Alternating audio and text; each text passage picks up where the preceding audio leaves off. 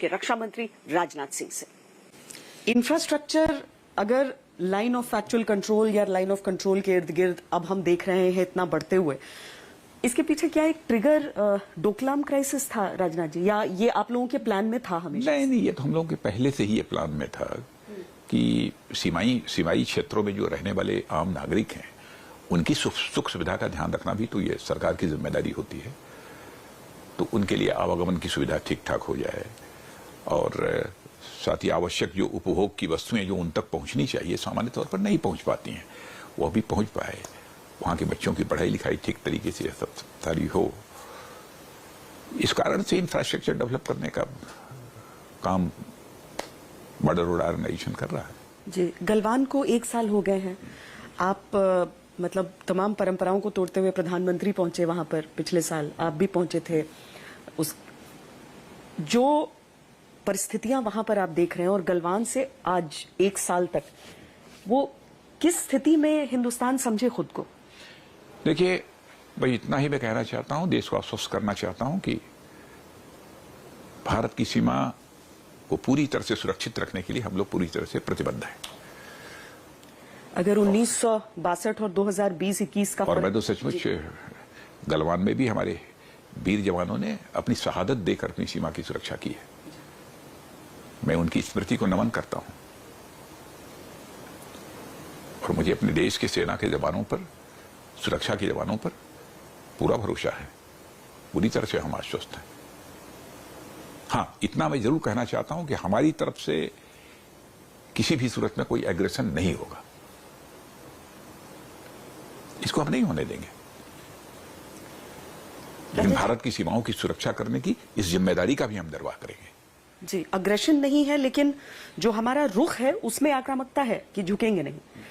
तो आज की स्थिति में अगर हम 62 और 2020-21 की तुलना करते हैं तो सबसे बड़ी चीजें क्या हैं यहाँ? नहीं, अब 62 की 2020-21 की कोई तुलना हो बहुत पीछे करनी ही नहीं चाहिए। उसका कोई औचित्य नहीं है। आपने देखा कि जो कुछ भी हुआ है वो पूरे देश के सामने है 1 साल पहले, और हमारे नौजवानों का एक संकल्प है, इस देश का संकल्प है, हमारे प्रधानमंत्री का संकल्प है, हम सबका संकल्प है कि हम देश की सीमाएं सुरक्षित रखेंगे। मौजूदा स्थिति पर क्या कहेंगे? बहुत सारी चीजें आती हैं। अब देखिए, बातचीत का दौर चल रहा है। अभी बातचीत टूटी नहीं है पूरी तरफ से। अभी विदेश मंत्रालय की भी WMCC की जो मीटिंग होती है, वो WMCC की मीटिंग भी उनको विदेश मंत्री ने बतलाया कि वो होने वाली है। तो होगी, उसकी कोई डेट तय होगी और बातचीत का कोई परिणाम निकलना चाहिए। नहीं निकलेगा तो देखेंगे। चीन पर हमारी ये परिपक्वता काम आ रही है, जो हम परिपक्व तरीके से उनसे बातचीत, ऐसा नहीं कि मतलब पाकिस्तान को अलग डील करना होता है, चीन को अलग, तो ये चीजें काम आ रही हैं। लेकिन इन सारी चीजों के बीच अगर एक क्वाड भी सामने आता है जिस पर थोड़ा सा, अब उसकी मैं चर्चा नहीं करना चाहूंगा क्वाड वगैरह के बारे में, क्योंकि जो कुछ भी करना है हम लोग अपनी कुवत के आधार पर ही हम करने की कोशिश करेंगे। और हमारा तो विश्वास है कि समस्या का समाधान होगा। अभी तक मेरा विश्वास यही है। नहीं समाधान होगा तो देखेंगे क्या करना। राजनाथ जी, चीन के साथ हमने देखा, लेकिन लक्ष्य यही है कि हमारे देश की सीमाएं सुरक्षित रहनी चाहिए। जी जी, नहीं, और हर तरफ से प्रहार किया गया, आर्थिक प्रहार भी किया गया, हालांकि ट्रेड बढ़ा, लेकिन उसके बाद हमने देखा कि ये रिसर्च भी आया कि 43% लोगों ने चीनी सामान खरीदना बंद किया। तो वो एक लोगों के मन में भी गुस्सा रहा।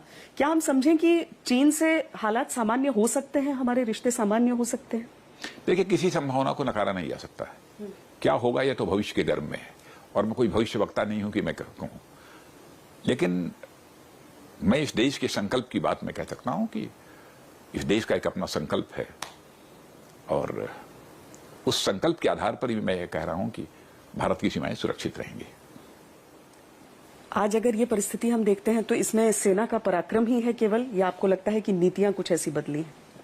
देखिए, ऐसा है ना कि सेना के पराक्रम की जितनी भी प्रशंसा की जाए वह कम है। हमको अपने सेना के शौर्य और पराक्रम और साथ ही साथ संयम, तीनों पर हमको भरोसा है। और इस समय सौभाग्य की बात है कि नरेंद्र मोदी जैसा एक हमको सशक्त नेतृत्व भी मिला है इस देश को। तो कोई चिंता करने की बात नहीं है। मतलब जो होगा देखेंगे। पराक्रम से चीन को उसकी हम हद लोग में रखा है। अनावश्यक कोई उत्तेजना पैदा करने वाले लोग नहीं है। जी, मतलब संयम से उस बातचीत के हल हम लोग संयम से काम करने वाले हैं। उसी से बातचीत से हल निकालने का इंतजार करेंगे हम। कि बातचीत से लेकिन संकल्प के संदर्भों में हम पूरी तरह से दृढ़ हैं।